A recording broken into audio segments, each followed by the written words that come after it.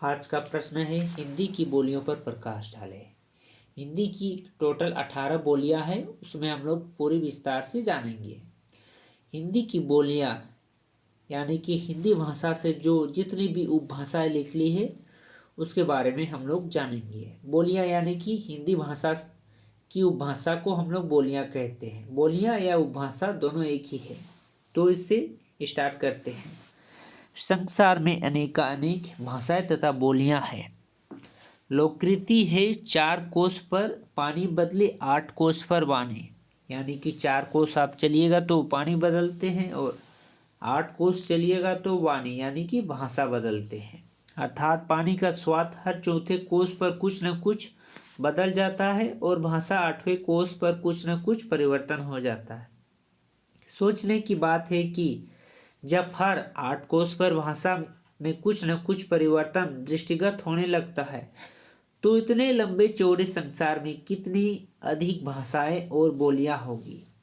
गणना करने वालों ने बताया है कि इसकी संख्या 2796 है। यानी ये लगभग में है, ये 2796 लगभग में है, जो यह इसका सही आंसर नहीं है।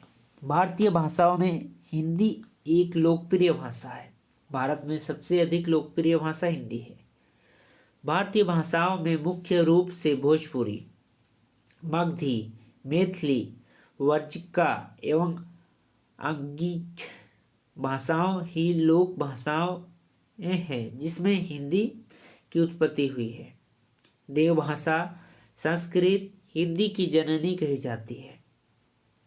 संस्कृत से शुद्ध हिंदी की उत्पत्ति हुई है, जबकि बोली हिंदी में उर्दू, अंग्रेजी, फारसी एवं हमारी लोक भाषाओं की शब्दावली की समागत देखा जा सकता है। हम लोग कह सकते हैं कि जैसे हिंदी की उत्पत्ति कैसे हुई है, तो व्याकरण में बोलते हैं देशज, विदेशज, तत्सम, तत्भव। हिंदी में कुछ देश से लिए गए हैं, कुछ विदेश से, कुछ संस्कृत से और कुछ अपने क्षेत्रीय भाषा से। तो इस प्रकार से हिंदी बोलते हैं जो व्याकरण में बोला जाता है। लेकिन यहाँ कहते हैं कि भारतीय भाषाओं में हिंदी एक लोकप्रिय भाषा है। भारतीय भाषाओं का मुख्य रूप से भोजपुरी, मगधी, मैथिली, वर्जिका एवं आंगिक भाषाएं ही लोक भाषाएं हैं जिसमें हिंदी की उत्पत्ति हुई है। यह सब भाषा मिलके हिंदी की उत्पत्ति हुई है। देवभाषा संस्कृत हिंदी की जननी कही जाती है। जिसे संस्कृत हिंदी की जननी कही जाती है तथा संस्कृत भाषा भारत की सबसे प्राचीन भाषा में से एक है। तो संस्कृत में तत्सम शब्द से हिंदी का रूपांतरण हुआ है। प्राचीन भारतीय आर्य भाषा के अंतर्गत भाषा के 2 रूप मिलते हैं, वैदिक संस्कृत और लौकिक संस्कृत। यह आर्य भाषा के अंतर्गत आते हैं। भाषा के 2 रूप, वैदिक संस्कृत और लौकिक संस्कृत। यदि भाषा के रूप व्याकरण में पूछे तो तत्सम, तत्भव, देशत, विदेशत होगा 4।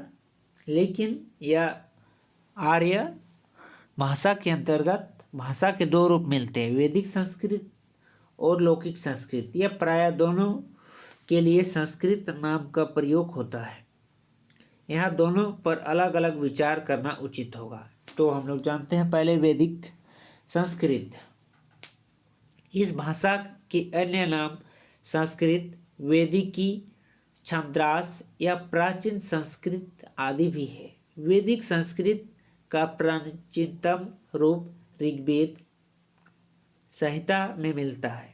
यो 4 वेद, ब्राह्मण और प्राचीन उपनिषदों की भाषा वैदिक संस्कृत ही है। इस ग्रंथ में भाषा का एक रूप नहीं है। ऋग्वेद का प्रथम और 10वें मंडलों को छोड़कर शेष की भाषा पर्याप्त प्राचीन है।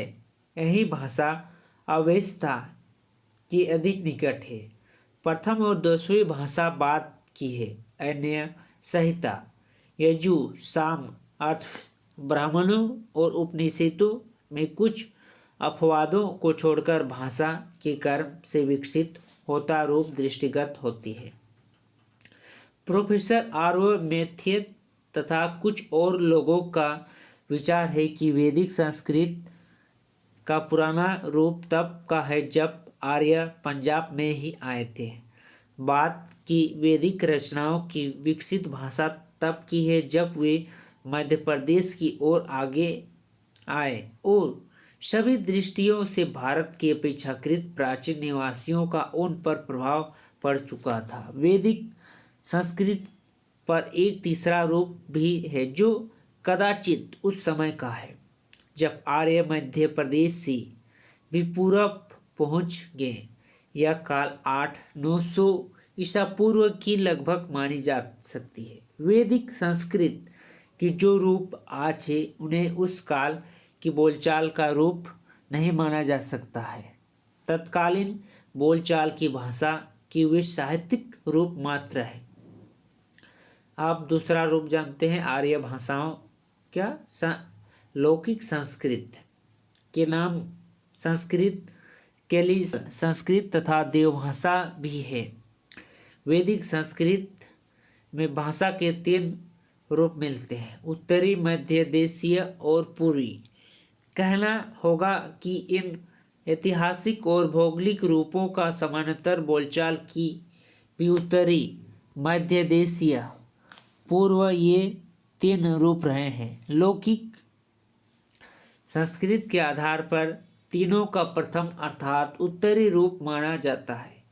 यूँ आगे चढ़ने पर यह अन्य 2 से प्रकाशित हुई। साहित्य में प्रयुक्त भाषा के रूप में इसका आरंभ 8वीं सदी ईसा पूर्व से होती है। लौकिक का साहित्य एवं क्लासिकल संस्कृत भाषा के आधार भाषा के बोलचाल का प्रयोग लगभग 5वीं ईसा पूर्व या कुछ क्षेत्र में उसके बाद तक का होता है, किंतु तब तक उत्तरी भारत के आर्य भाषियों की कोई भौगोलिक बोलियां जन्म ले चुकी थी, जो आगे चलकर प्राकृतिक अपभ्रंशों एवं आधुनिक आर्य भाषाओं के जन्म का कारण बनी। पाणिनि ने 5वीं सदी पूर्व के आसपास ही इस भाषा को व्याकरणबद्ध किया। संस्कृत नाम कदाचित उसी काल का है। विकसित होता भाषा पंडितों की बिगड़ती ने लगी, अतः उसे संस्कृत किया गया है। नीली, गृहस्थ तथा वेवर आदि ने संस्कृत को बोलचाल की भाषा ही मानी, किंतु डॉक्टर भंडारकर तथा गुठी ने इसका खंडन कर यह बहुत पहले दिखला दिया कि संस्कृत बोलचाल की भाषा थी। दूसरी बात की बोलचाल के रूप थोड़ा साहित्यिक रूप अन्य होता है। बोलचाल की भाषा साहित्यिक भाषा का विद्रोह परंपरागत कम और विकासमुख अधिक होता है। मध्य आर्य भाषा का अंतिम रूप अपभ्रंश रूप में दिखाई पड़ता है। अपभ्रंश का विकास प्राकृतिक काल बोलचाल की भाषा से हुआ है और इस रूप में उस प्राकृतिक और आधुनिक भारतीय आर्य भाषाओं के बीच की कड़ी कहा जा सकता है। विविध ग्रंथों में अपभ्रंश के अन्य नाम ग्रामीण भाषा, देश भाषा, अमीरोक्त अपभ्रंश, अविहंस, अवहट सदा बिगड़ी हुई दिखाई पड़ती है। अपभ्रंश प्राकृतिक और आधुनिक भारतीय भाषाओं के बीच की कड़ी है। अतएव ऐसा मानना अवैज्ञानिक न होगा कि प्राकृतिक की यह बोलियां विभिन्न रूप अपभ्रंश में और भी स्पष्ट हुई और उसके बाद यह विकसित होकर आधुनिक आर्य भाषाएं बन गई। 1400-1500 ईस्वी के आसपास उत्तरी भारत में कम से कम 85 भोजपुरी, मगही, मैथिली, उड़िया, असमी तथा बंगाली के 13 रूप पर्याप्त विकसित हो चुके थे।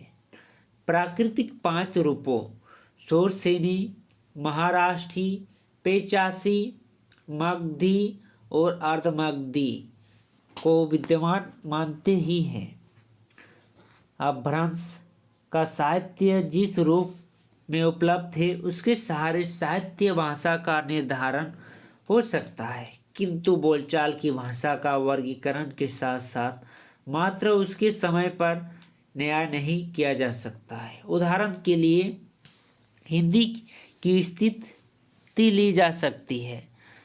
राजस्थान से निकलकर मिथिला तक खड़ी बोली में साहित्य लिखा जा सकता है।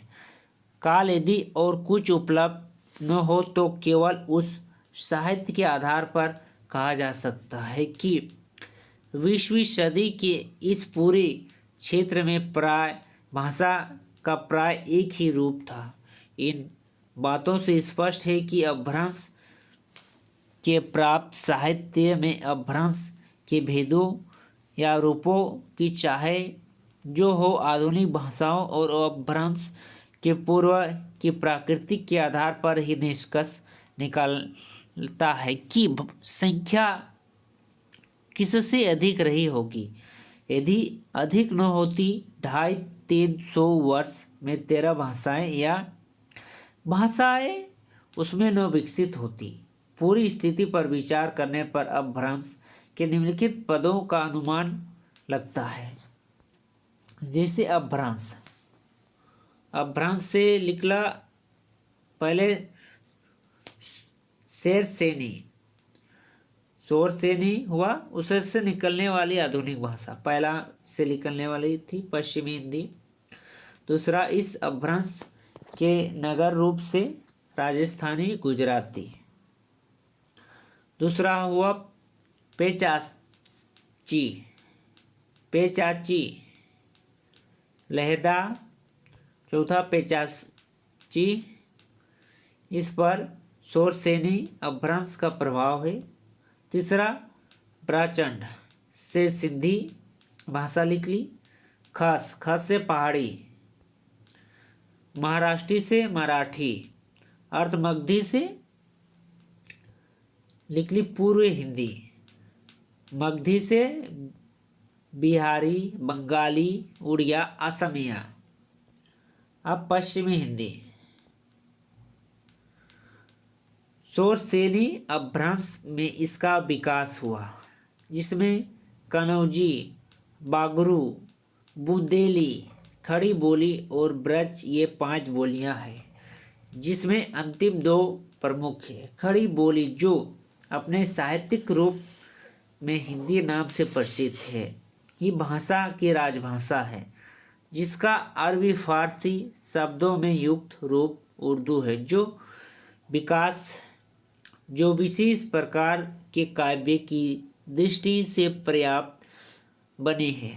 खड़ी बोली आदि के लिए नागरी लिपि का प्रयोग होता है और उर्दू के लिए अरबी लिपि का संशोधित रूप का हिंदी उर्दू का मिलाजुला रूप हिंदुस्तानी है। पूर्व हिंदी अर्धमगधी अपभ्रंश से इसका विकास हुआ, जिसमें अवधी, मेघली, छत्तीसगढ़ी 3 बोलियां हैं। तीनों में नागरी लिपि का प्रयोग होता है। इस प्रकार अपभ्रंश भाषा से पश्चिमी हिंदी, खड़ी बोली और पूर्व हिंदी की उत्पत्ति है। आज भारतीय समाज में खड़ी बोली हिंदी साहित्य की भाषा के रूप में प्रतिष्ठित है। खड़ी बोली यह नाम गिरिहसन ने रखा हुआ है। वे केवल 8 बोलियों को ही भाषा वैज्ञानिक दृष्टि से हिंदी के अंतर्गत मानते हैं। इसीलिए हिंदी शब्द का प्रयोग केवल पश्चिमी हिंदी तथा पूर्व हिंदी के नाम से ही उन्होंने किया, जैसे अन्य नाम पहाड़ी, राजस्थानी, बिहारी में नहीं। उनके अनुसार हिंदी की 8 बोलियां हैं। हिंदी की, लेकिन आजकल आधुनिक अनुसार 18 बोलियां हैं। आधुनिक पहले उनके अनुसार केवल 8 बोलियां हैं। 8 बोलियों को ही भाषा वैज्ञानिक दृष्टि से हिंदी के अंतर्गत मानते हैं। इसीलिए हिंदी शब्द का प्रयोग केवल पश्चिमी हिंदी तथा पूर्वी हिंदी के नाम से ही उन्होंने किया, अन्य नाम जैसे पहाड़ी, राजस्थानी, बिहारी से नहीं। उसके अनुसार हिंदी की 8 बोलियां हैं। पश्चिमी हिंदी में खड़ी बोली, राजस्थानी ब्रज बुंदेली, कनौजी पूर्व हिंदी में अवधी, बेघरी छत्तीसगढ़ी में पूर्व हिंदी में 3 ही है, किंतु पश्चिमी में 7 बोलियां प्रयुक्त उपयुक्त की अतिरिक्त निमाड़ी और तजुबेकी को रखने के पक्ष हूँ। पश्चिमी और पूर्व हिंदी में अंतर, जैसे पश्चिमी हिंदी, पूर्वी हिंदी, जैसे दिशा अलग अलग तो जगह भी अलग अलग होगा, तो इन दोनों में अंतर क्या क्या होगा उसके बारे में इसमें जानेंगे। इन दोनों का अंतर मुख्यतः इन दोनों की भौगोलिक स्थिति तथा इन दोनों की ऐतिहासिक पर आधार है। जैसे भौगोलिक स्थिति में यानी जमीन और इतिहास, अलग जमीन रहेगा तो अलग इतिहास तो होगा ही। साथ में भौगोलिक दृष्टि से पश्चिमी हिंदी पंजाबी, राजस्थानी, पहाड़ी, पूर्वी हिंदी तथा मराठी भाषाओं के बीच में है। अतः इसमें इन भाषाओं की कुछ बात न्यूनाधिक रूप में पाई जाती है। दूसरी ओर पूर्वी हिंदी पहाड़ी, बिहारी, उड़िया, मराठी तथा पश्चिमी हिंदी के बीच में है, अतः उसमें विशिष्टता अंशता समाहित है। दूसरी ओर पश्चिमी हिंदी शोरसेनी अपभ्रंश से उद्भूत है, अतः उसे उक्त अपभ्रंश की परंपरा मिली है तथा पूर्व हिंदी अर्धमगधी से विकसित हुई है, अतः उसमें पूर्व शोरसेनी तथा पश्चिमी मगधी का विशेषता मिल गई है। ये थे हिंदी की बोलियों पर प्रकाश डाले। हिंदी की बोलियां यानी कि हिंदी की क्या क्या बोलियां हैं, हिंदी किस प्रकार से कौन कौन बोलियां से उत्पन्न हुई है और कौन कौन बोलियों में विभाजित हुई है। मुख्यतः हिंदी की 18 बोलियां मानी जाती हैं, जो कि आप पढ़ते हैं।